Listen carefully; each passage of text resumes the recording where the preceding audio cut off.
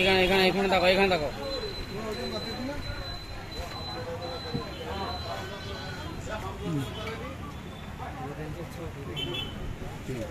আরেকবার আরেকবার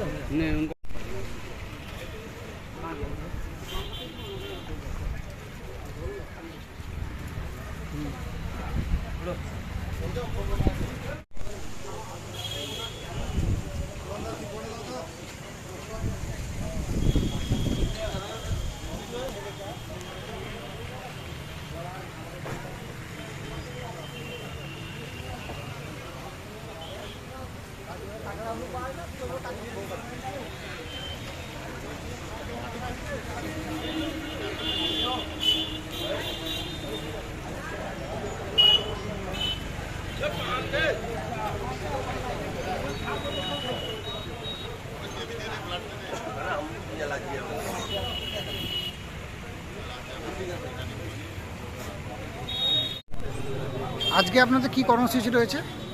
আজকে আমাদের মানে নিস্তব্ধ, যেটাকে গুম বলে, আজকে প্রত্যেকটা গ্রামে গ্রামে কোরআনখানি হচ্ছে, কোরআন পড়া হচ্ছে প্রত্যেকটা মসজিদে, প্রত্যেকটা মাদ্রাসায়, প্রত্যেকটা বাড়িতেই। তার সঙ্গে সঙ্গে সবাই মানে ম্যাক্সিমামই উপবাস আজকে রয়েছেন। আমরা আজকে সেই ফাঁকেই আমরা আজকে ব্লাড ডোনেশন ক্যাম্প একটা করেছি কাঁথি মুসলিম সারা কমিটির পরিচালনায়।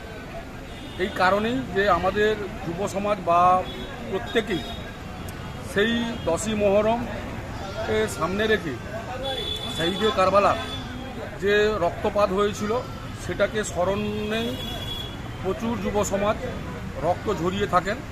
আমরা সেই জায়গাটায় বলেছি সেটাকে অপচয় না করে কারো একটা দুস্থ রোগী কাজে আসুক, সেই উদ্দেশ্যে আমাদের ব্লাড ডোনেশন ক্যাম্প। এবং আমরা দেখেছি দুস্থ মুমূর্ষ রোগী আমাদের এই দারোয়া হসপিটালে প্রচুর আসেন, ওনারা নিরুপায় হয়ে যান, আমরা দেখতে পাই। ব্যক্তিগতভাবে আমরা সাহায্য করলেও সাংগঠনিকভাবে আমাদের এই একটা সুযোগ ছিল, যার কারণে এটাকে আমরা কাজে লাগিয়ে এই আজকের এই পরিকল্পনা। আজকে কতজন রক্তদান করলেন?